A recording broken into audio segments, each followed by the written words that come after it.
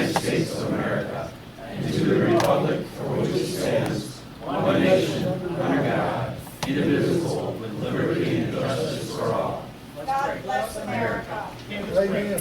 Father, we thank thee so much for this evening. We thank thee for our township. We ask your blessings upon it. We ask you to bless our people who live here and their families. We just thank you so much for the place that we all live. We thank you for America. We just thank you for the birthday that we just had. We pray that we celebrate. We pray for all of our leaders and guide them and direct them.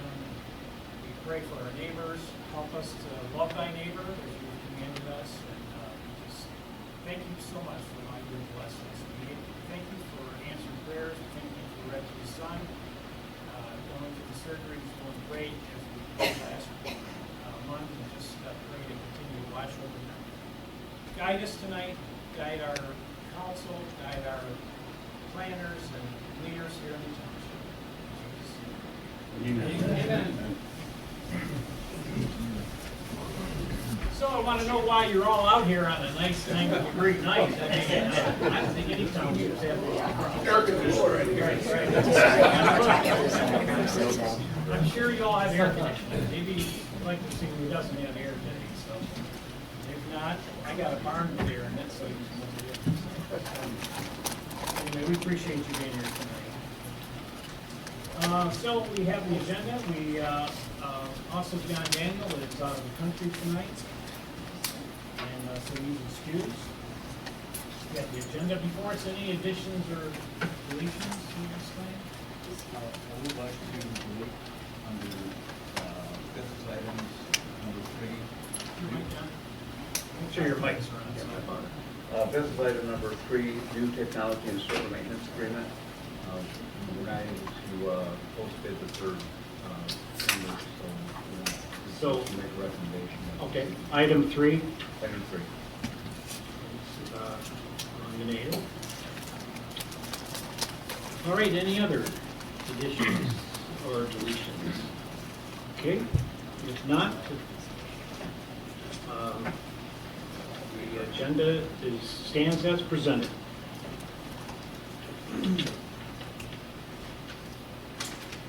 Okay, we're down to, well, first of all, before we start, we got to talk about Flag Day. It seems so long ago, but I don't know how many of you were there, but you should have been there. So I just want to thank all those. We have some, I know Linda's back there, Anna Reed, some of the others, other volunteers, everybody. It was just one of them nights that all of us, I think, were there. The parade was, as you know, later, and the fireworks were great. Everything about it was just, I think, went so smooth, and thanks to these wonderful people who just put so much time and planning on that, it just was a great night. Thank you. So anyway, thank you for that. I know also the Historical Society had a couple great meetings in honoring the 250th birthday, so appreciate all those who are involved in that too. So we have a lot going on. All right, we're down to public comment. Who's going to be first? Bonnie. Well, July, I get up here where I can shout and you can hear. Yeah, I can't. It's hard to hear with these fans going. About the 6th of July, I decided to come over and pay my taxes and vote because I have mail-in ballots. Okay, well, on my way over, I found out you're closed on the day after. Real funny. Okay, well, I looked it up, and your policy manual gives exact days, dates, and times that you can be closed and not closed. Well, I would like to know if the people that got 2 days off, Friday and Monday, used holiday, did you give them holiday pay? Did they use vacation time? Did they use personal time? And if you want to know what your policy manual says, verbatim, when I copied Xerox off at the meeting, that the township gets these days off, I'm sure you're familiar. it tells you whether you can get Friday off if the holiday's on a Saturday, or whether you get Sunday off if the holiday's on a, you get Monday off if the holiday's on a Sunday. It also gives you a complete description of how you figure the pay and who gets what. And if you guys want to know, I'll give you copies of it if you haven't read it. But I want to know who paid them for the extra days. Okay. And these are right, other than my comments on the top, these are right comments right out of your own policy manual. Thank you. And my 3 minutes will be up when you get tired of listening to me. And one for you, because you're the one who's supposed to keep them on the straight and narrow. Okay, So when you if, decide. I usually do, are you done with public comment? I just wanted to know if you're going to tell me how they got. Usually I don't answer on public comment, that's the policy, but I will address it if it's okay that I talk during public comment. Is that okay? Can I? Well, if you're going to address it, Jordan? Okay, so I'm the one who authorized it, so if there's blame, it goes to the supervisor. We have a wonderful staff here, and I'm not, you just have to know who they are and what they do. So we also, if you notice that Juneteenth happened, which is not on our, has not been on. Every township in Washtenaw County, Oakland County, were all closed on Juneteenth, which is a national holiday which we did not take off. So I told the staff, if you want to take the Monday after the 4th of July, to honor whatever, especially the birthday 250 of the United States of America, they can have it off. Because a lot of people are on vacation. So it was mine, and if the township and the public feel that they should not be paid for it, I will pay for it out of my pocket. I have no issues with it at all. But we do have a great staff, and I think they all enjoyed it being off that day. So the blame comes by me, so just so you know. I did check with both of the other executives to tell them what we were doing. We did post it on the website, we posted it on the door to let people know what we were doing. So if somebody was here and it was inconvenience to them, I apologize for that. So, yes. Can I make another comment? Sure. In here, it tells you how to change the policy and change the dates, Yeah. and what month you have to do it before. Sure. So if you're not going to use the policy, why don't we throw it out, or why don't we amend it? Okay. All right, yes. I would just like to say that I support the policy deviation on this one occasion of our 250th birthday, and supporting staff that serves us so well. Okay. All right, yes. Oh, Okay. I'd just like to say, I rolled through here on Sunday night, just around dark. What a cool looking town you got coming, Yeah. the cool little street lights on the flag. Yeah. We really did Yeah. well. Thank you, guys did a good job. And I don't know how long the flags are gonna last, but we'll be taken down, but we'll leave them up year round, or not. We believe, I really appreciate that. We have had so many great comments from people, but we've also have had a lot of bad comments. I had just received one about, the road. I mean, we've been trying to tell people how bad this road is, and of course, they weren't paid for it, but it's going to be done. It's supposed to be spring. I think I mentioned it in the newsletter, but somebody said, well, here's what you said in the newsletter, by spring it would be done. And of course, it's not done, but they're saying this month it's going to be done, because they had done a horrible job. And we talked about the weather, and the winter hit so quick that they didn't get it done. But again, we could not leave the road in this condition. So the road commission is on our side on this.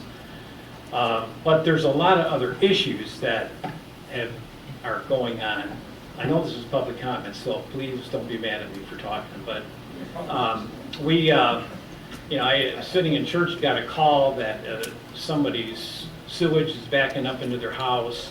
Basically so I finally found a plumber on Sunday, and then we put a camera through there, and about 66 feet away from the house, where they put the storm drain, and mainly this project was, not say necessarily forced on us, but things that we had to do to get the drainage out of the hamlet. And, but when they put the storm in and packed under the sewage drain, they didn't pack it correctly, then it became like a hole in the pipe underneath, and it's right by all the new concrete that's been poured by the fire department, so that's gonna have to be dug up and repaired. So, there's just a lot of other things. I don't know if you noticed the, let's do this. Let's take a breather here. Let's just back up any more comment, and we'll get to the meeting there, and then when we get to board discussion, we can talk about the rest of this, what's gotta happen here. So, Divine? There are written rules about flags, and you know the saying of the flag, the sun never sets on the American flag. That means you have to put lights on these things. Now, I don't ever see lights on them. They light up at night. Do they stay up all night? The lights are on all night. Okay, and they didn't, when I asked a couple of months ago. But we just got it hooked up. Yes, Janet. This is an opportunity for me to speak about what we talked about. Sure, you can, 3 minutes, you got it? Come on up. So everyone who don't know me, my name is Janet Sims. My family's been in this town for 100 years. On the given side, my great-great-great-grandfather moved here in 1829, and then my grandmother's side, they moved here in 1900. So me, this is my town. So I just want you to know who I am. So what I'm trying to do is work on a community park, someplace where the children can have a place to go and do things. Now, I know the smaller children play in their backyard and stuff like that, but some of our teenage kids, there's nothing for them to do. And one of the things that they like to do is do those electronic vehicles, e-bikes or whatever. So I'm forming a committee. I've been working with Washington County Road Commission about some abandoned streets and stuff like that. So I'm gonna be just putting out surveys, and anybody interested can contact me, and we're gonna work on a committee and see if we can put something up where not just the kids can go, but other people can go and sit and maybe take their babies on the school or whatever, okay? All right. Thank you, Janet. Okay, who's next? Dale? I want to thank you for fighting with the road department and getting the calcium chloride down on the road. What a marked improvement. Have they actually done it? Yes, twice. And I tell you what, it's a blessing. Thank you. Yeah. Well, it's only taken 14 years. I know. I was fighting parcels with too, but all credit to you. In our last meeting, they said that they could not get it. They couldn't get the delivery of the chemicals. So what they did is they put 3 layers of the brine that they've been using in the past. So that's what they did the last time. So when did they put this last batch on, do you know? They just came through, Day before yesterday? All right, so maybe it's on there. How about Tower Road? Did it get you guys? Did you notice it? It's still quite dusty on Tower Road, but there was something going up and down the All right. street yesterday. All right, so I maybe think- they're doing it now, so that's great. Thanks, Dale, appreciate it. Okay, who's next? Yes, Russ. Some of you know me, some of you don't. I'm Russell Sims. I will be on the ballot in November. I'm on the Salem Southline District Library now. I'll be on there again to be reelected, so vote for me. Yay! Thanks, Russ, appreciate your service there, my friend. All right, Dee? Thank you, Gary. Thank you, Board. I'm Dee Davey. I'm a Salem Precinct delegate, and we have several current Salem Precinct delegates here. Please raise your hand. And some past Salem Precinct delegates. Russ, raise your hand. And maybe a future precinct delegate somewhere. Okay, that's all right. And we get together once a month, and we pull our neighbors together in, usually it's the Salem South Library or alternative. And we get together to just talk about what's going on locally, in Michigan, nationally, the world. We hash over things, and we have an amazing speaker. We have Attorney Chris Darrow, who has been joining us every month, and he's been presenting a different Supreme Court case study so that we get to understand how these Supreme Court decisions are made, the process they go through, and the questions they ask amongst themselves. It's incredibly interesting, very educational, and he's doing it every month. So please join us. Our next meeting is Thursday, July 23rd at the Salem South Lyon Library, 6 o'clock. We'll meet maybe 15 minutes earlier this month for snacks and chat because the library closes early during the summer. So please come and join us. There's some leaflets at the back table. Also, a good friend of Salem Township in neighboring Northfield is Tom Bellinger, who's running for the 14th District Senate seat. And I would just encourage anyone who has conservative values and ideologies to consider voting for Tom for the 14th District Senate seat. She's also doing something really unusual, which is she's not only running for Senate, but she's running from end to end across the 14th District. She and her husband are both actual marathon runners. So she's running, and each leg is dedicated to an issue that she's promoting in her campaign. So there's a plaque at the back of the table. There's a QR code to learn how to support Dawn. Come out and join her on one of her legs. Walk, meet her at the beginning or end of a leg, or make a donation if you choose. And then something that's coming up this Thursday, 9 o'clock this Thursday, there's going to be a national broadcast from our president. It's not very well published or advertised, but I've heard from internal sources from the election integrity community that this address to the nation is going to be breakthrough information.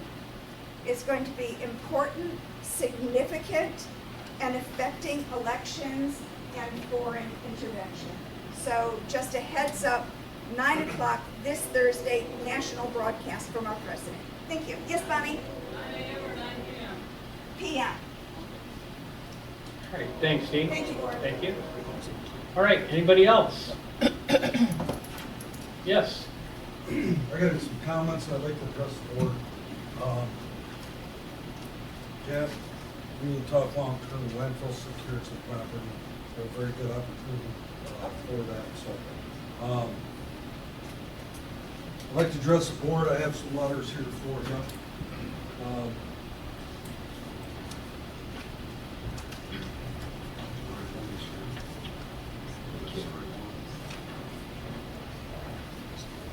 Thank you, Dave.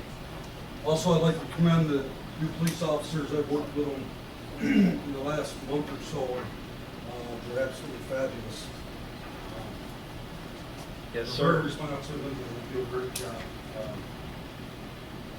So, I'm Dave Seeger, I'm General Manager of the Arbor Hills Landfill. And there's a website blog that spreads spurious information.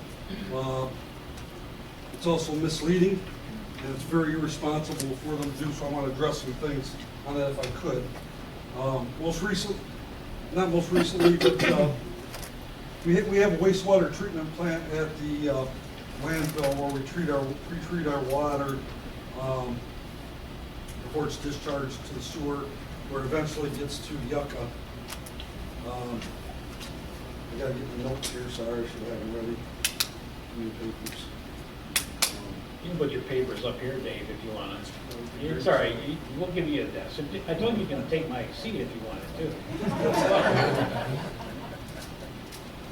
So the letter that I gave you guys is in response to the Conservancy Initiative in their most recent on the blog. So at our wastewater treatment plant, there was a statement on the blog that said on May 14th, several days before the Arbor Hills bypass event, Yucca received a notice of violation from the Michigan Department of Environmental, Great Lakes and Energy for discharging treated water into the Rouge River that exceeded the state's water quality standards for various PFAS chemicals. The likely cause of the violation was higher than expected PFAS concentrations originating from an industrial user such as Arbor Hills landfill. My response to that is the statement is baseless and misleading. The bypass event occurred on March 25th, not several days before, May 14th. Given the number of industrial and residential discharges to Yucca and the ubiquity of the PFAS in the wastewaters and the environment, it's irresponsible to speculate a bypass event occurring 6 weeks earlier caused Yucca's exceedance. On the blog, GFL and Yucca were both monitoring the discharge from Arbor Hills on the day of the bypass, yet GFL's testing failed to detect the massive PFAS discharge. Was this merely a coincidence, or was GFL sampling deliberately timed to miss the bypass event? My response, the suggestion that GFL deliberately timed sampling to avoid detecting PFAS is irresponsible and spurious. GFL operates under regulatory and legal standards that require strict adherence to sampling and testing methodologies. GFL reported the event under the root cause clearly states the Arbor Hills sample was collected after the system was restored to normal operation. Monitoring events prior to and after the event occurred support normal operating conditions. Another statement, because this wastewater stream is normally not monitored for PFAS, the Conservancy Initiative questioned how many times this bypass valve has been secretly opened in the past without detection. Was May 14th violation at Yucca caused by a similar event? The suggestion that Arbor Hills managing the investigation of the PFAS contamination nefariously when Arbor Hills has a responsibility to clean up the release of the fire department caused is reckless. Again, claiming the March 26th bypass event caused Yucca to receive May 14th violation is irresponsible and baseless. The Post fails to mention the following. A hearing on March 26th bypass, Yucca determined the permittee had provided sufficient information regarding the circumstances surrounding the perimeter exceedances. In response to this information, Yucca has determined that an escalation enforcement response is not necessary at this time. So I had an employee that was doing maintenance and bypassed the system. Yucca came out to sample, they were notified immediately what was going on. That employee, so after that event, I investigated, the employee had other options. We have storage, we have trucking, we could have trucked it out, could have done several different things. So that the employee was let go, he's no longer with us. We've done, met with Yucca, they came up with some suggestions. There's a, like on a semi-trailer where they tag it, if you break the tag, we put that on the valve so they can, every time they come out to inspect this, which is often, they can see whether the seal's broken out there. There's a picture sent to them with a number on it. We have another fellow in charge who's doing a great job of that. I also read on the blog that that we had asked the Conservancy Initiative to not publish their results of PFAS. Untrue. We've never asked them not to publish any results of their sampling. They were asked if they're doing their sampling correctly. We've asked for the chain of custody. So when you take a sample, especially PFAS, there's a lot of perimeters that you have to follow because PFAS is in everything. Lipstick, waterproof boots, gloves, deodorant. You're not even allowed to wear deodorant when you take a sample. It's really strict on what you do because it is everywhere. We asked to see the chain of custody and to see if they were following these. They are not. They have not gave us any of that chain of custody. Also, it says in there that we said that we had proof that we were in compliance. 100% my fault. I thought I seen some samples that were below the levels.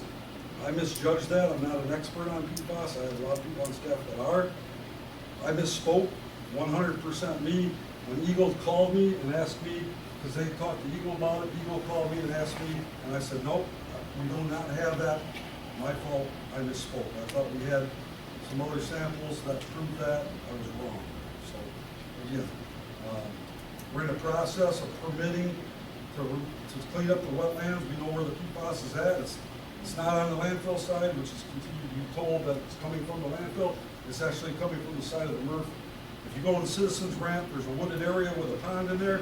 That's federally protected wetlands. You can't go in there and just fix it. So we're most recently purchased some property in Salem Township. We're working through the permitting, the design. We're leading up to that point. Unfortunately, it's going to be about a year and a half. It takes some time to go through the process. I wish I could just go in there, tear it up, clean it up, and be done with it. That's not possible. But we're working as fast as we can, not because of any pressure from any other outside people. We're doing the right thing because that's what we choose to do. And it was our idea. We took it to Eagle and said, this is what we'd like to do. It looks like so far they're on board with us to do that. So,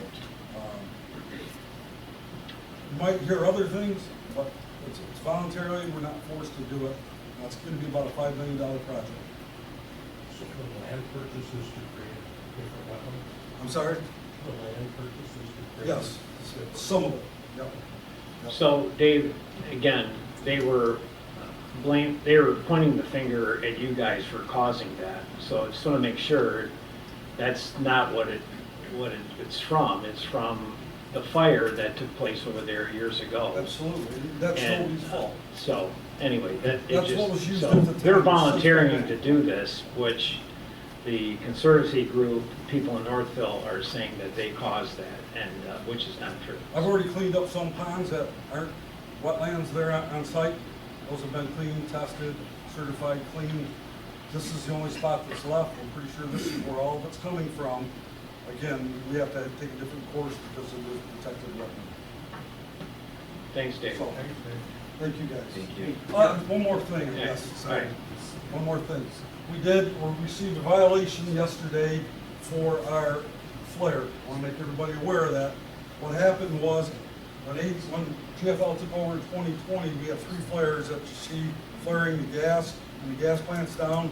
There's 3 flares. There's 2 enclosed flares and an open flare. The open flare runs under a different standard. The 2 enclosed flares are different. So the state was out last week, I believe, and they did an air inspection, look at all the records, and go over everything with a fine-tooth comb. We missed an air quality inspection on the enclosed flare. That has to happen every 5 years. I believe the last time it was done was right before GFL took over. And somehow in the purchase and the transition, we missed it. It's now in our system, so it will never happen again. But we received a violation because we missed that inspection. The inspection was immediately scheduled. It'll be at the end of this month. They'll be out to do the inspection and the testing. So we did receive a violation for that. I want to be clear about that. Okay, if you got a question for Dave? It's a comment, and I just want to express that it's refreshing to hear of a business, particularly in our local community, that takes every opportunity for process improvement and taking the facts that are given, working on them, and working to see how the system and processes can be improved.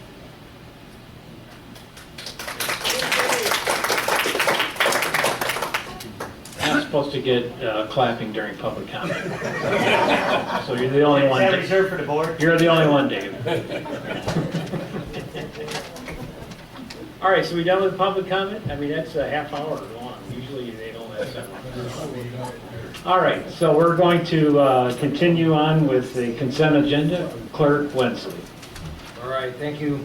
I move that Salem Township approve the following consent agenda items.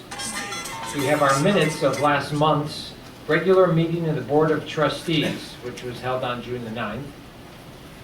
We have disbursements for the month of June out of the general fund of $229,042.37. We had payroll of $58,056.51. Escrow fund, $18,520.65. The sewer fund, $11,065.34. The MEDC water fund, $27,778.33. The MEDC general fund, $159,762.62. Now for the invoices for the month of July. Out of the general fund, $272,978.84. The escrow fund, $28,922.80.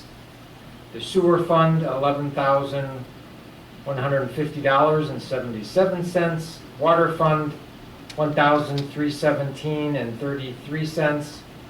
And lastly, the MEDC general fund invoices for July of $144,470. And do we have a second on all these? Second. Reggie DeLuca seconds. Any other questions, board members? Comments on the consent agenda? If not, all those in favor say aye. Aye. Any opposed? Consent agenda is passed. All right, moving on to business items. We have the Township Hall video and audio. Mr. Reeves, the money man.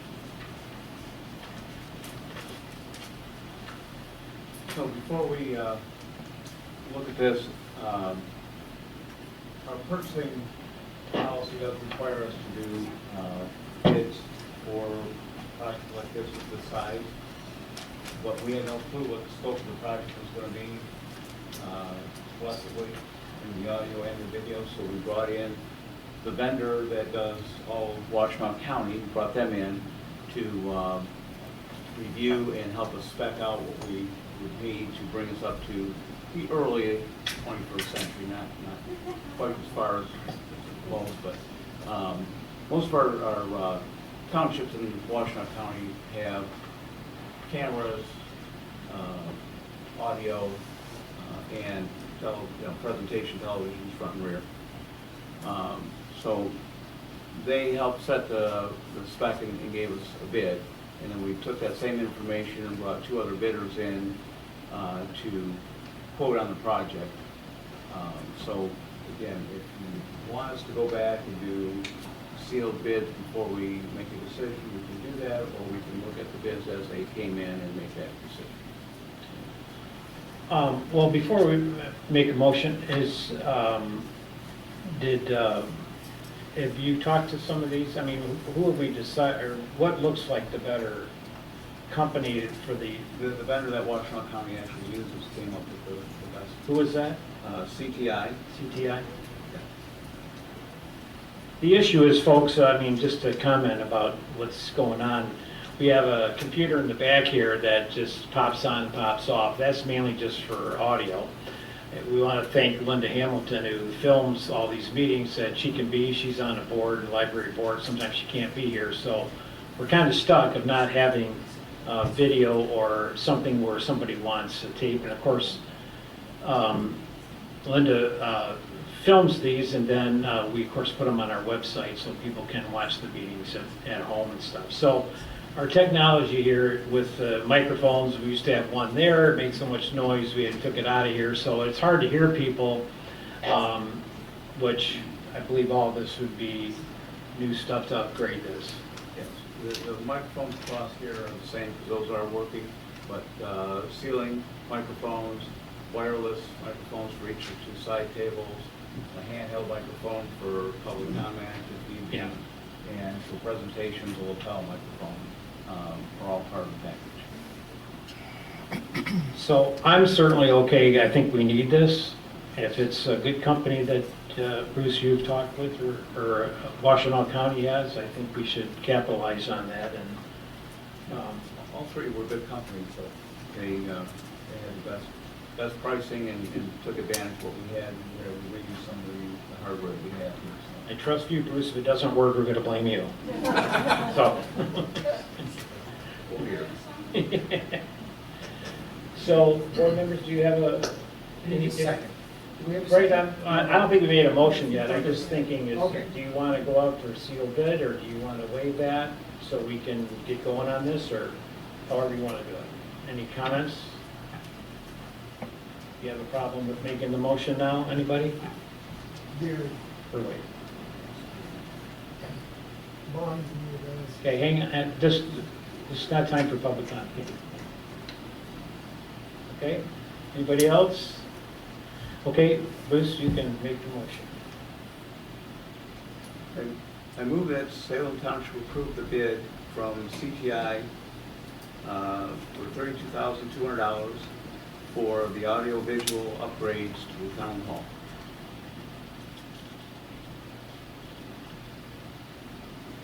Support. Dave Trent seconds it. Any other questions?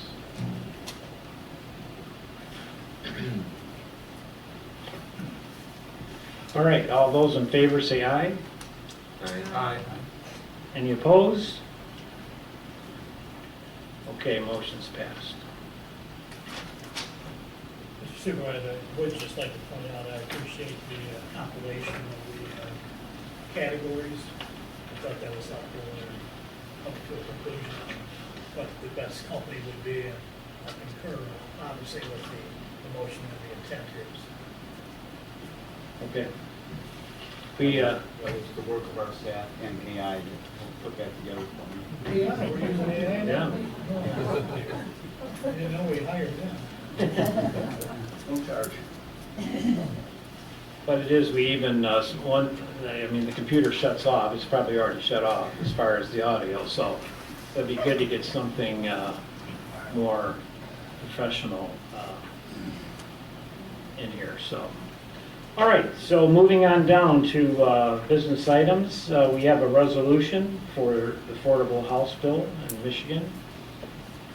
We're going to have the clerk read the resolution, he's the fine reader. All righty. If you don't know what this resolution is about, do you want to explain it, or do you? You would. Or Ed, you want to explain it? Ed's pretty good at explaining stuff.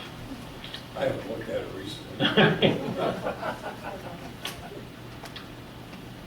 This is more or less a resolution to oppose what the legislatures have come up with about zoning, taking it away from townships as far as affordable housing they're talking about, have smaller units. I think we all appreciate what Salem Township has done by zoning our properties like we have, where we have a minimum of 2 acres.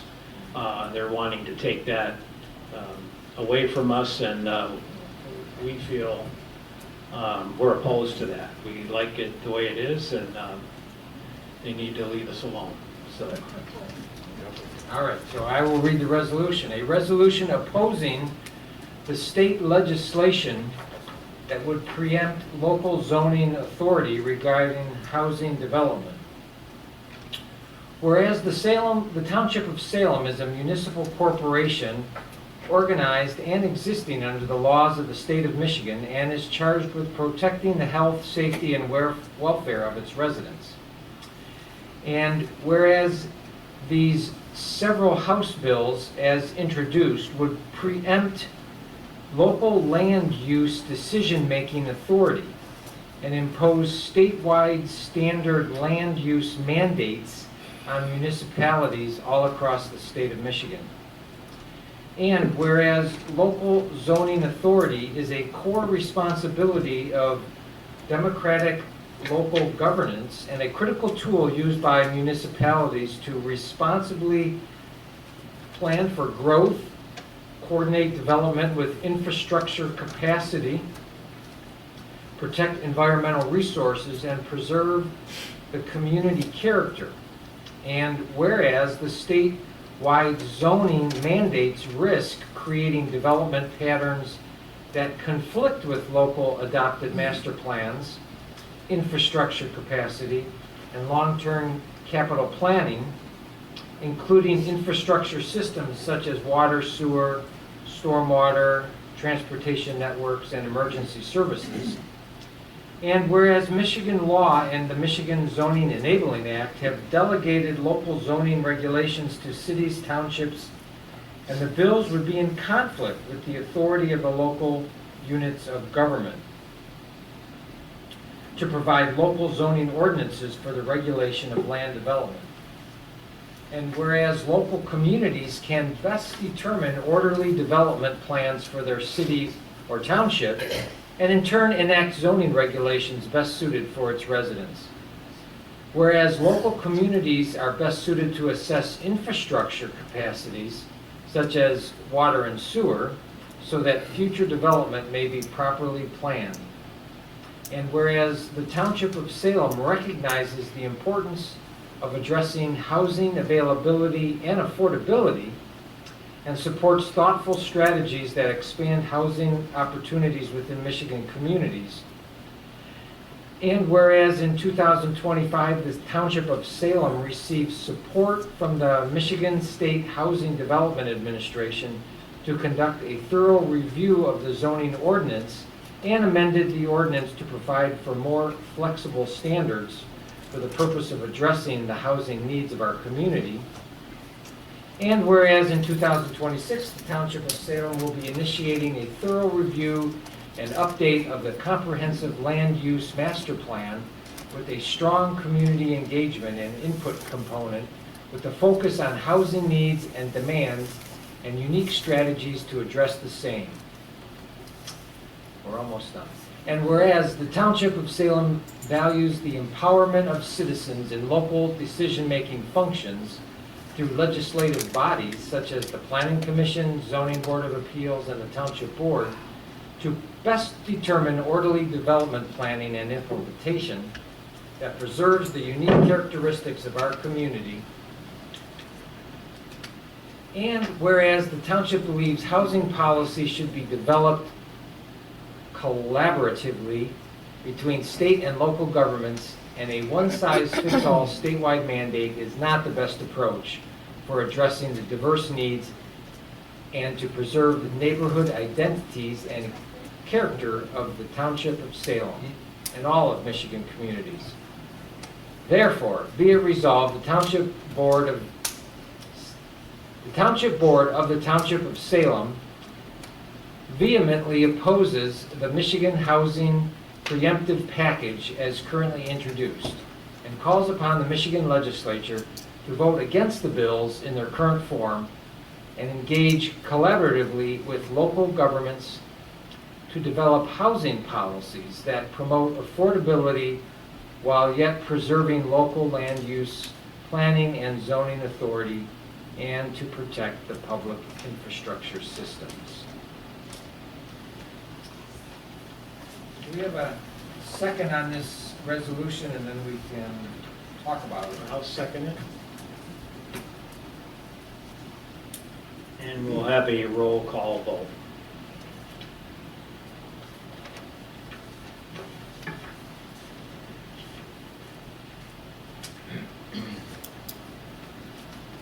All right, we will go right to the vote.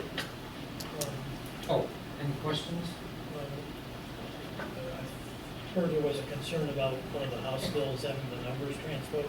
I wasn't paying close enough attention to, did that get corrected in your reading? I don't think so, no. It's- Which one was it? It is listed as 5351 and it's 5531. 5531.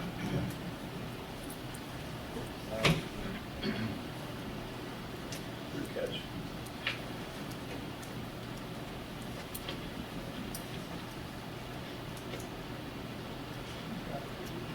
Just as a point of information for this board and our citizens, I had the pleasure of having a conversation with our state senator several weeks ago at a function where she was in attendance, and we discussed this issue. And to my pleasant surprise, she is actually opposed to these bills because I think a lot of us would have the paradigm that the Democrats are pushing this, but it's actually a bipartisan push on these bills. And so I commend Senator Schenck because she's opposed to these bills, but she indicated that there are a lot of legislators in both the House and the Senate that are for this legislation, particularly our own state representative, Mr. Morgan. is in strong favor of these House bills. And when you look at the details of what's incorporated in these bills, it is very restrictive and puts mandates on communities that don't mesh well with Salem Township in particular.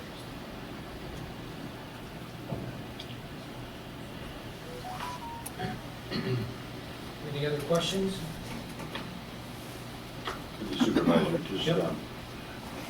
many townships and cities have written to the legislature with the same opposition. The reason obviously being because these House bills all attempt to take local control away from the local municipality and put it with the state, when we all feel that the local municipality is in the best position to judge what is best for our township. So the Michigan Townships Association, Michigan Municipal League, Michigan Association of Municipal Attorneys, and others have all written to the state legislature opposing these House bills and asking them not to be passed.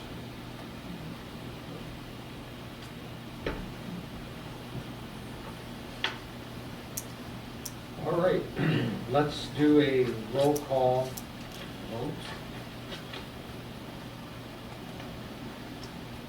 First of all, Daniel is absent. DeLuca, Yes. McLaughlin, Yes. Reeve, Yes. Trent, Yes. Wensley, yes, and Whitaker. Yes.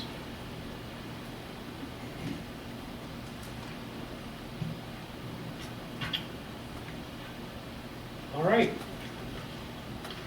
We're up to Chief Rockwell. Would you like to talk about a couple of candidates that? Yes, Mr. Yeah. Supervisor. So we got a couple applications in. We got two just that we were able to interview.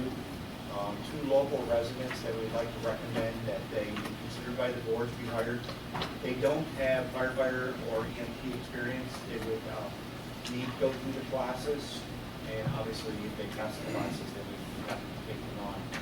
One's a local resident.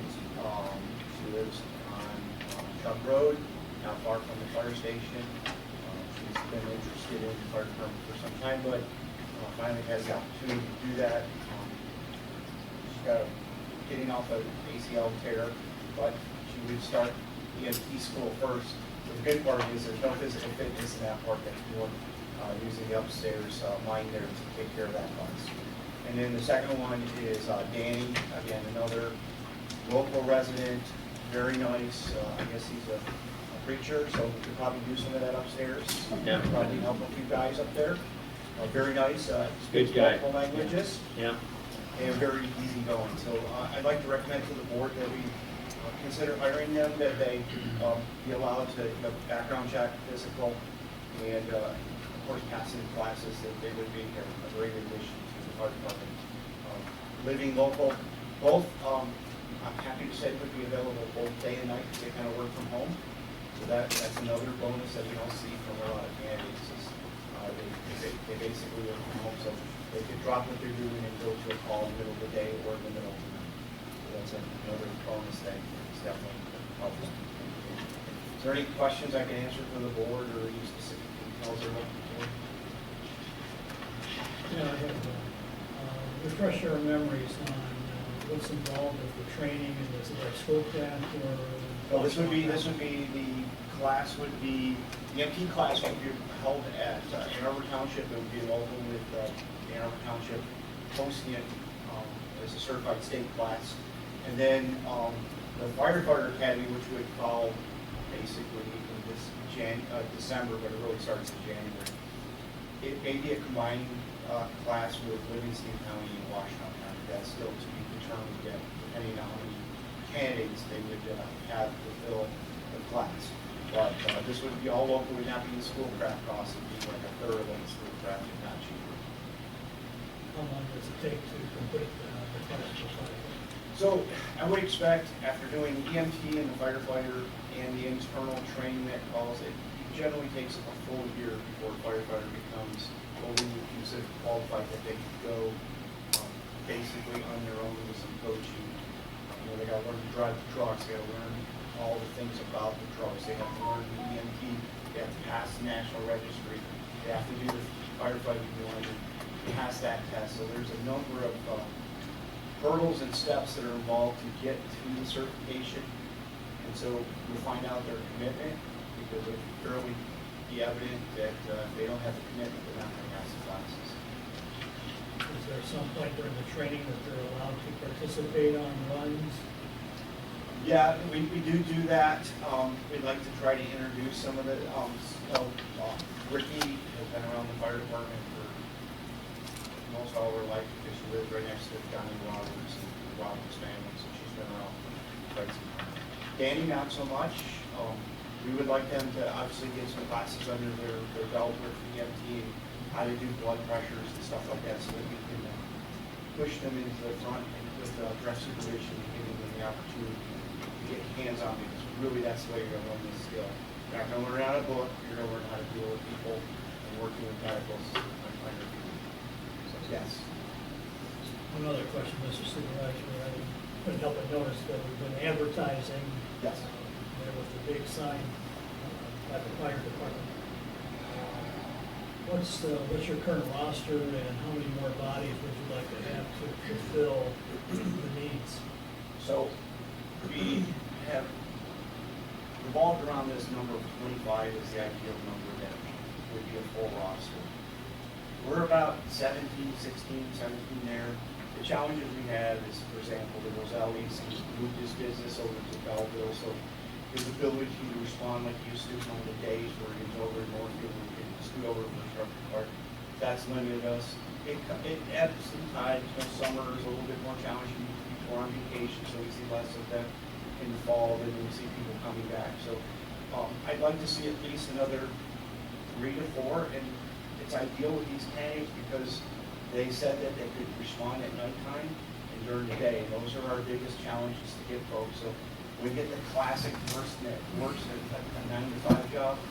It takes them out of their days, and then a lot of times, like, it's 3 in the morning, they can't really get up because they have to get up for work in 3 hours. So it gets to be really challenging to get those guys. So I'm excited that we're picking up people that could be almost 24 hours available.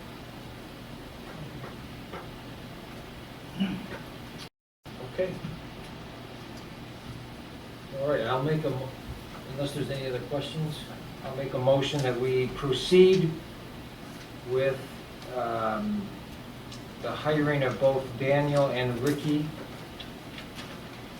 pending all the different background checks and physicals, reference checks, and passing the classes. I'll second it. Okay, Bruce Reed seconds. Any other questions? If not, all those in favor say aye. Aye. Any opposed? Thank you. Motion's passed. Thank you. Chief, you got anything else for us tonight? Yeah, I just want to kind of cover our runs. We had 2 structure fires. We had 1 structure fire where the family discarded a cigarette butt inside of a plastic garbage can inside the garage, and it caught the garbage can and the wall on fire. Thankfully, they were able to put the fire out, so we were able to confirm that the fire was out, so it went up the wall and inside the wall. So, and then the second fire was at our Modular Home Park, where they attempted to plug in 2 of the portable air conditioners in the same circuit while the air conditioning came on. And it literally melted the circuit breaker inside the main fuse box. So obviously be careful. And I'm sure everybody's heard about the kids who died with the generators. They ran the generators in their garage or their house. So we've lost power in here. So be very careful where you put the generators or where your exhaust is. We would not want to suffer a tragedy. We have seen that happen, and with the new meters that you guys have taught us, that we have uncovered CO leaks at people's houses. So that's the 2 things I really want to cover on the fire. And then I don't know if you got the word, but I got word today that the road commission is planning on the 28th of July of starting the construction of the roundabout Pontiac Trail in Pittsburgh. So that's going to be shut down until November? October, November. Yeah. you know, it's construction, who knows, right? Right. But we expect that to be completely shut down very soon, around that date. They have a pre-con coming up, but that's gonna be a major impact. That's a lot of travel for people going to the hospitals, go through that intersection. Just not us, but our neighboring communities, and of course, we get a lot of transient traffic. South Lyon Township is going to, say, Ann Arbor. Those are all back ways, and of course, with the constructions on 14, just naming the road is probably under construction. We do get a lot of traffic. I'm sure you've noticed that in the Florida area, so And, put it on your calendar. and I don't know if you heard that 5 Mile is going to be closed tomorrow between Chubb and Salem Road. Close that ditching. Yeah, but they're going to close it tomorrow. So, Just trying to give, you guys a heads up, because it gets crazy the first week that something's done like that. I swear people are like ants. If you change your trail, they get lost. Plan your routes now. What time was that closed? what's that? What time was Chuck, 5 Mile? Tomorrow morning, I guess. I would expect, the Yeah, first thing when first it's thing. gonna get hot out, they'll probably get it going. Okay, under board discussion, just general updates. So now we can talk about the streetscape. So, again, thanks for the kind comments about it. We were excited about it. I think I told you about the flags. They will be coming down, and but we do have a nice, something for the fall that will be going up. Because then they not only flags but banners that we can put on the poles. I don't know if you've seen, the church has the Corn Fest advertised on their poles, which is kind of nice, which will be coming up in August. But again, hopefully by the end of the month here, this is going to be repaved, chipped, grinded up, and then repaved. They're going to fix this, as I said, about the, by the fire department there, the sewers are going to fix that pipe. There are a lot of pipes, there are drains that have to be brought up. There's one on this side by South Street. And then, I don't know if you noticed this little cut out in front of the general store, which is not open, which is really crazy how that's for one parking space. But if you got a truck and you're pulling in there, it's not designed right. It's like if you're in a hurry running in to get a pop, half of your truck's going to be left in the street. So they're cutting that out of there. We got to do some of that stuff. But so then the other thing is, and I don't know where this happened, and Bruce and I have been talking about it, but this road in back here is Dickerson, and if you were here at the last meeting, I think we had a big rainstorm, and it was like a lake out there. And so the frustrating part is where Furman's stone is. That's not a headstone. It does look like a headstone, but he's not buried there. But Furman's plaque that's out there, I mean, that floods a lot there. So this sidewalk along the township here has to be raised, and that was not in the plans of taking care of this in the beginning of it, but it's got to be taken care of. And then when you turn the corner, come to the township, you look and it's got gravel, like that's not what needs to be done. We need to complete this job and get it done correctly. So we got the quote back today. It's like $55,000 to bring in, do the curb along Dickerson on both sides, and then have a spot where there can be brick pavers that will come up to the driveway, the excess parking here, and also the driveway coming in here. So that will give, there's street lights on there. It will give it a nice finish look. The other issue that has not been completed is if you look across the street from the fire department, on that side, it's grass, but there should be brick on that side. If you look at it, you'll see what I'm talking about. There's a corner right by the post office there when you cross the street. It would put a finishing touch on it. So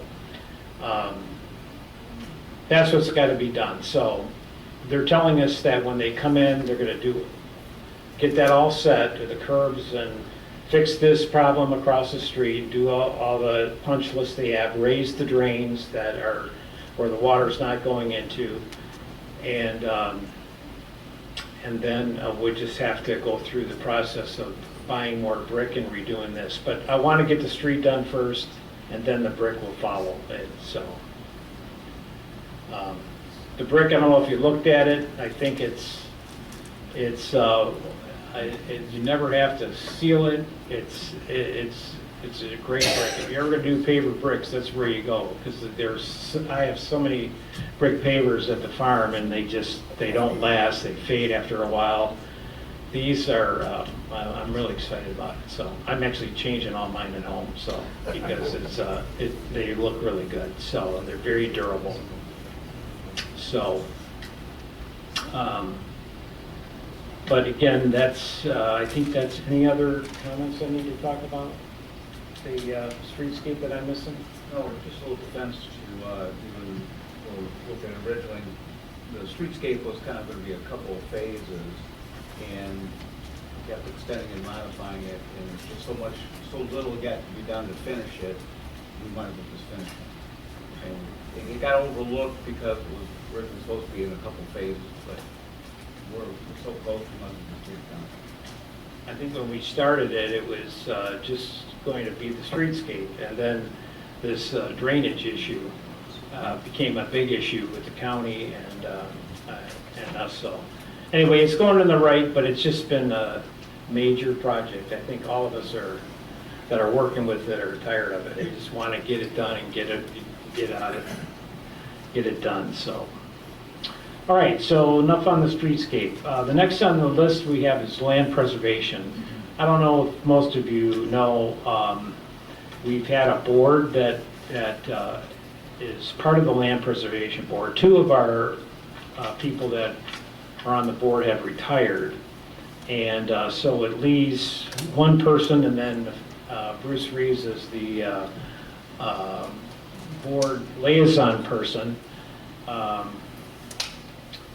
And so there's, they still are meeting and stuff like that, but again, there's no quorum and no board. So most of you that know about their land preservation board, usually it comes up with ideas where residents can come to us and say they want to preserve their land.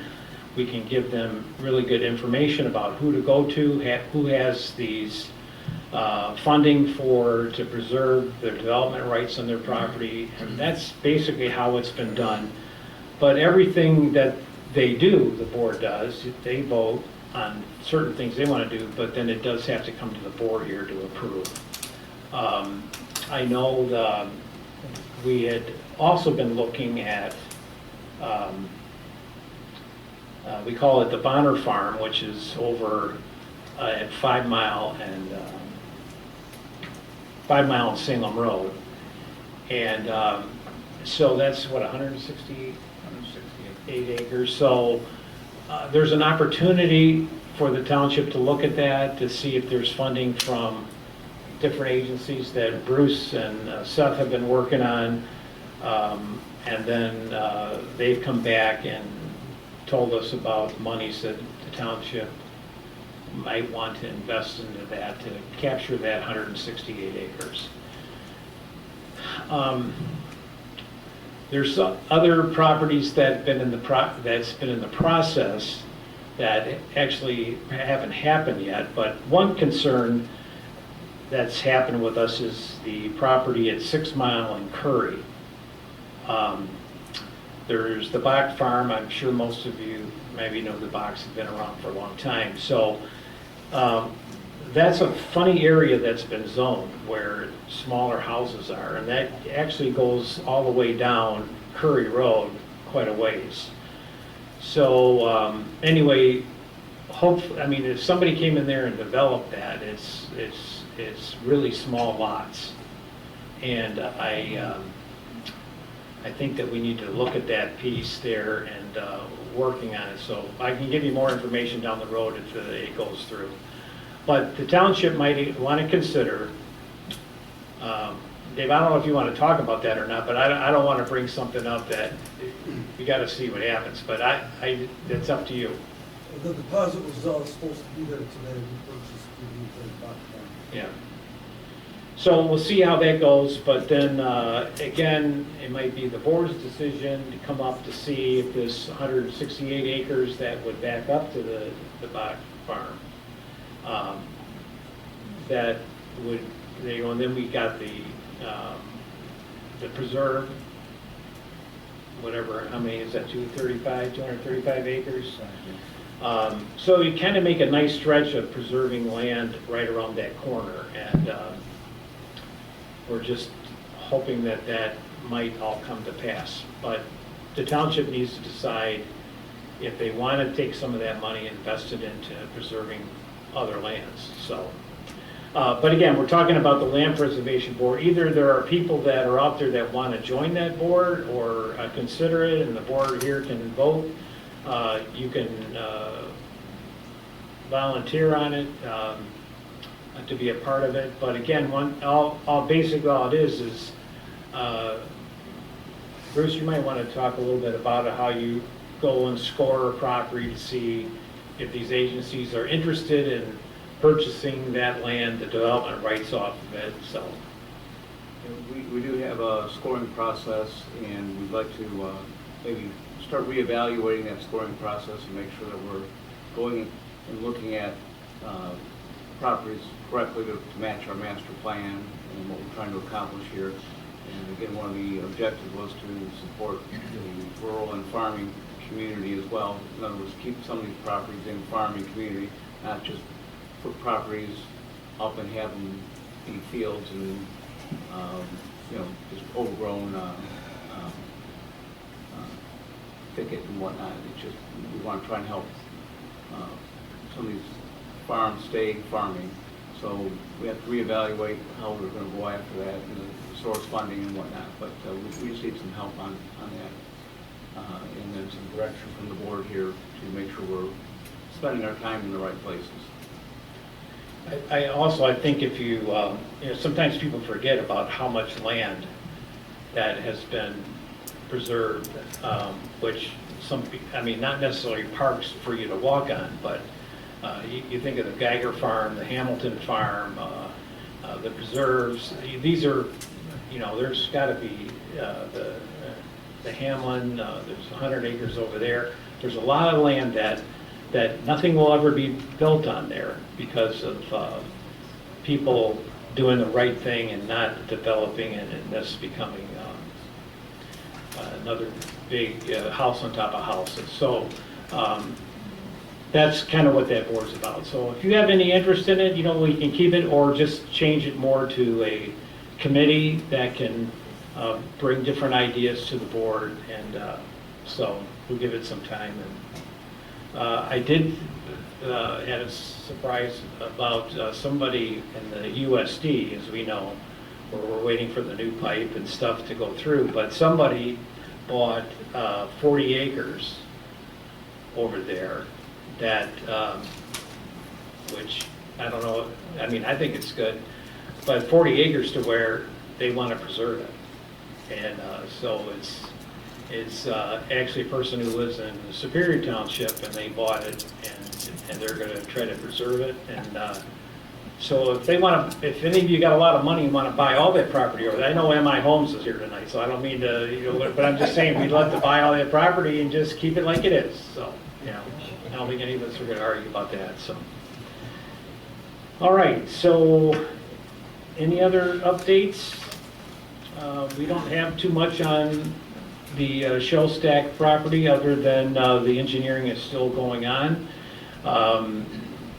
They're giving estimates still out there. I think the attorneys we met yesterday or the day before, and they're still looking at probably $40 million to $50 million to complete that project. Putting sewer line? Right. Going at all the miles. I think it's 11 miles. Yes. Do we have an idea when we run out of the grant money? We don't. We just know that there's about, is it 13 million, 14 million left? And once again, we're at a point where They are wanting to come in with a final site plan for the development of the homes there. And so they're working on that, but at the same time, they have to come up with a figure of how they're going to pay for this, which is a development agreement that they have not completed.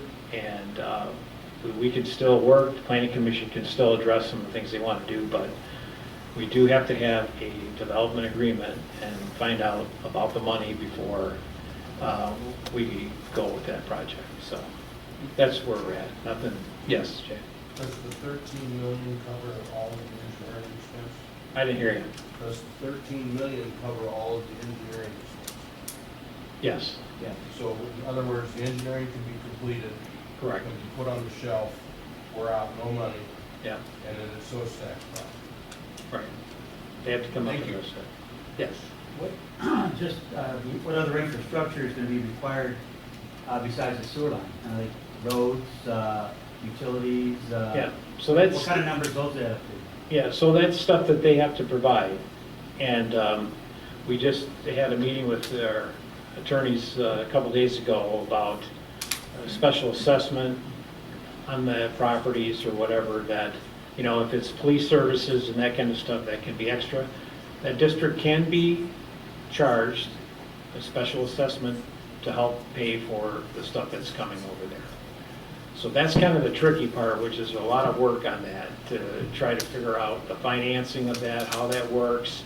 I think if, you know, 550 homes are what they're talking about in the very beginning of this stage, just in that one section, I mean, it's going to overwhelm the clerk's department, you know, voting and that stuff. Police and fire stuff, they're going to probably want 24/7 coverage over there. I mean, there would be a lot on there, but it can be special assessment district that can be taxed and to support that area. So that's the plan that has to be. We have to get some financial people in here and help us, you know, with the rates. There's just I mean, it's kind of overwhelming right now when I think about it, but we got to make sure we get this done right so it doesn't affect the rest of the township. Yes. When they rework the roads, is there a chance they're gonna paint crosswalks across 6 Mile? Are you talking about out here? Yeah, Yeah, they got to. Yeah, they got to redo all that. yeah, they're gonna put a crosswalk across there. Yeah. I think we're looking at also, need something, you know, where it flashes where pedestrians cross the road. We need that. We need something to put there, especially by where kids are crossing to the school. And the gas company's been marking gas lines on Frederick. What's happening there? So, you know, we did spend this money on the roads there for the drainage and the ditches that need to be, you know, the problem, once again, with the hamlet in there is that it sits so low and the water needs to drain and we need to figure out how to get it to the new sewer storm system to get it out of there. And so we've purchased, I don't remember how much money we put into the road commission that's going to start on these roads. I'm showing the schedule for starting on it, so I don't know. Yeah, but, you know, we're bringing in a ton of, you know, limestone, crowning the roads, doing the ditches, and get the water tapered over to run into these new sewers. So that's what we're working on. Better yet, in time, I think it all should be paved. And some people are against paving, but I think it should be paved in time. Yes? Bring up a sore issue, but as of Saturday, Sunday, and Monday, I counted between 10 and 15 of KO and K. Marie trucks going down. Right. Prairie Road. Right. They're using it every day. Yeah. So what we're doing on that, you know, where we've had on that, you know, we do have our new police. And one of the things that we had to do was to create the ordinances to match with Northfield Townships to actually issue them tickets. So I had met with the chief and the lieutenant. So the plan is they were on vacation, they're coming back, so probably next week after to meet with them. So the ordinances now, the attorneys worked out that they're ordinances, we are complying with their ordinances. That also has to be printed in the newspaper, which has been in the newspapers, to say that they can stop the trucks, issue tickets, and start that process. So the process is that we're meeting with them. They're going to contact all the trucking companies that are on Chubb Road, and they're going to let them know that this is what's coming down the pipeline, and they will be stopped, and they need to. The other thing that's so difficult, and I get it, I mean, I can show you my phone, and every day people are complaining about the trucks. It just every day, and you get so frustrated with it, because I understand the residents who live there, how it bugs them. But I also understand people who are in business. You got guys who are driving trucks, they got families, they're trying to get back. They are actually almost landlocked. You get into Northville over here, Beck Road, there's restrictions on there. Northville closed all it's really ridiculous. And so, you know, and then, you know, people are complaining about a ton of trucks on Chubb Road. Well, if you look at, I think it's Hickory Lane off of 7 Mile, the north side, the guy took 40 gravel trains, and he's taking more of fill that's filling in the properties where they're building them houses back there. If they got a Salem address, we gotta let them get to the road some way. I mean, and they're gonna take Chubb Road, they're gonna take the closest route, or they're gonna use this. So when the ordinance was passed about the truck routes or whatever, that was the stipulation that they put in there to allow them to use the road if they have a Salem address that they're going to. And so they can come in and ask for a permit and do that stuff and deliver. So, and, you know, I don't even know, if I get in trouble for mentioning this, but really, when you look at Chubb Road and you look at the complaints that come in, what is it? It's potholes, it's noise, speeding, because the speed limit is 55 miles an hour, dust. You know, these are the constant things that I constantly get. So you got to look at, and the township board's going to have, I just throwing it out there, the roads need to be paved on Chubb Road going from 6 Mile to 8 Mile. And if that happens, when you think about it, everybody who lives on all these other roads, you just say, when it comes to the landfill traffic, any of these trucks, this is where they come down to get here. That's garbage trucks, that's everything to help with this. Then it's going to help the companies, it's going to help the residents. We can control the speed. That's one thing, so it won't be, it could be 40 miles an hour or whatever. Yes, it's the one thing it will happen, it will create more traffic.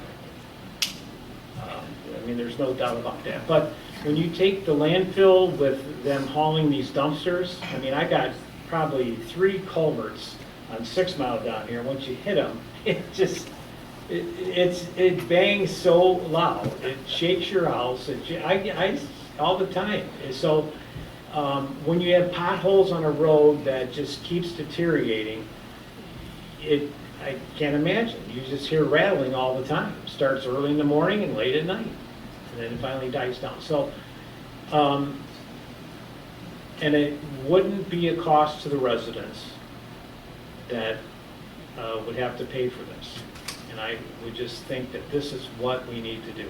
So I'd probably get thrown out of office, but I'm getting old anyway, so I'm ready to hang it up. So I don't want to be like some people in their 80s. So, but no, it's just something that we really need to think to do, you know. And how do we make our community better?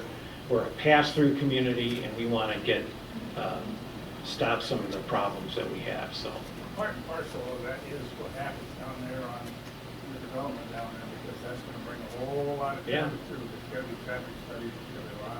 It's unbelievable. I got such a network of people on Napier Road between North Territorial, and they're just great. They watch it like, and it comes up with the company's name, and I call them, and just a couple, one other thing, not to keep rattling on, but our police, these guys are the best. And I have received so many phone calls from the residents of Salem that said they see a car along, they're here 7 days a week. But we had one incident that over at Goverson Road and M14, somebody brought a huge box truck full of garbage and backed up to the garage there when you turn off the expressway and just dumped the trash and just took off, and it's just a mess, okay? So, you know, people passing there, they're like calling me saying, what are you gonna do? So I call my buddy Dave over at GFL, you know, and he says, well, you know, the police has already called him. And I thought, really? I'm gonna call Danny, our deputy, and sure enough, he went over there and he started digging around the garbage and stuff, like he found some address, he looked them up. So what happened was he found the guy where they hired this company to come and pick the garbage up, and he said, well, I hired this company. So then we got a hold of the company, but they didn't call the officer back. So Danny was telling me about it, and Dave told me about it, so I got the number. So I called this guy and I said, look, I said, I'm the mayor of this town and I will come after you. If you don't figure out, I want to call back today. Well, this guy calls me back, and he's got like a five-day-year-old baby, and he hired another person to do the job. I'm thinking, I've heard so many stories. Do you believe it or not believe it? So I said, I'm just telling you, if you don't have this thing cleaned up by this weekend, the police are coming to you, they're going to issue a ticket, and the fines are heavy. He says, Mr. Whitaker, I promise. So he called me Saturday, had pictures of his baby, and it's all cleaned up, and it's a wonderful thing. And so, you know, we didn't ask the police to do that, but they did, and these guys, you know, we've had I don't know if it's just because we have police now, but we were having a lot, there was a couple assaults the other night, and it's just good to know that we have this now, and it's just night and day.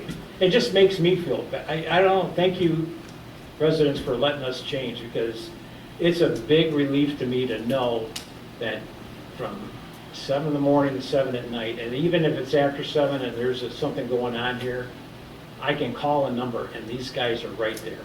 And just to know, I think we all should feel at peace with knowing there's a car right in our area, not coming from Chelsea or where they have to pull them out of us, and that has been going on forever, so.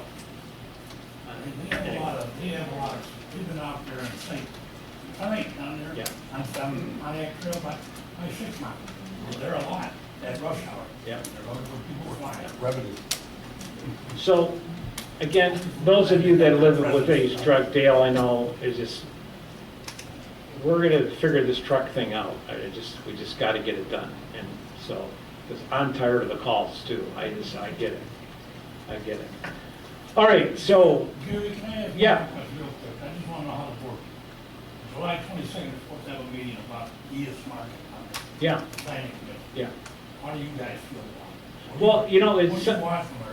yeah, so Mike, you know, Debbie's pretty sick, and Mike has been there for years, okay? And he called, he says, Gary, you gotta get me, and he says, they need money, and they just have had so many challenges. So I talked to the people who are doing this, and I said, well, you could change the front of the place to look more like a rural community for a gas station and stuff. And they really come back with the rural character look. And the planning commission, some of them have seen it, so we're pretty excited about it. I think it's gonna happen.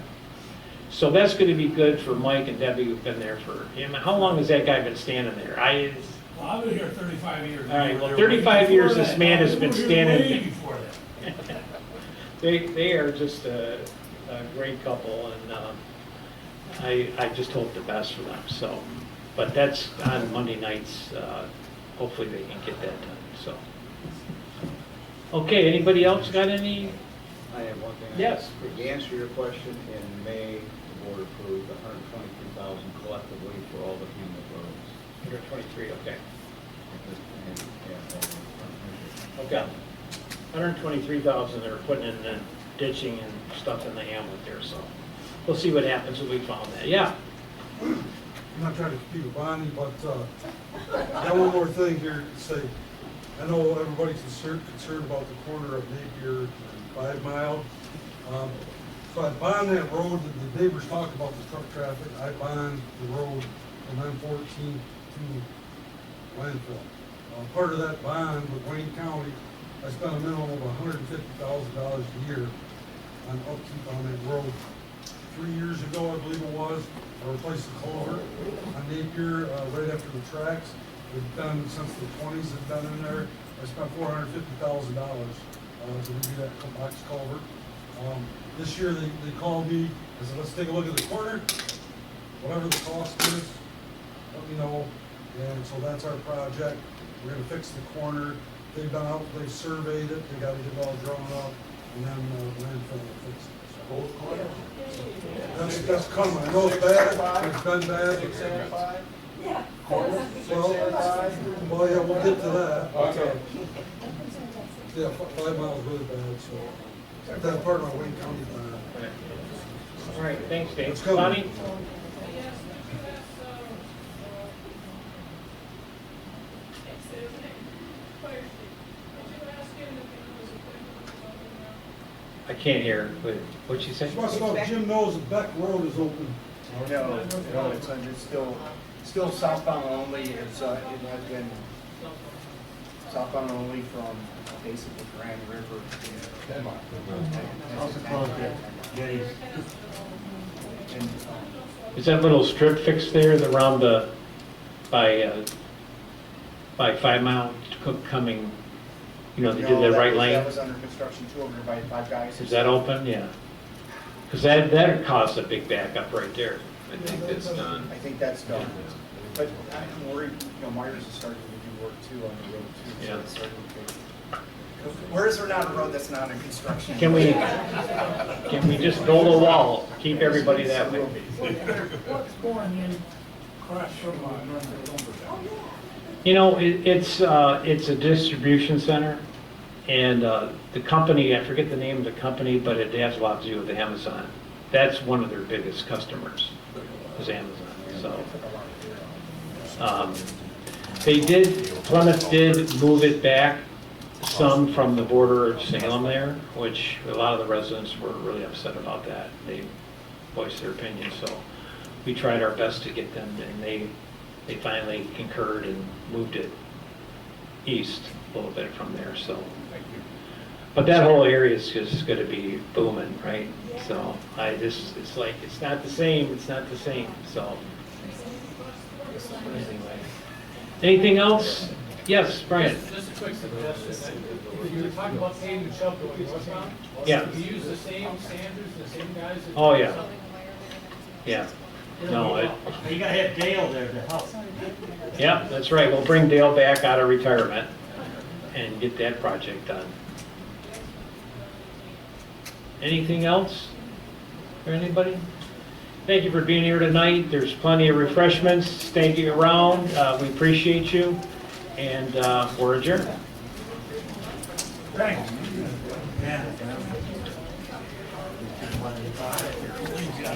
I feel like I've been outside. I got some, no, I don't have one in my car.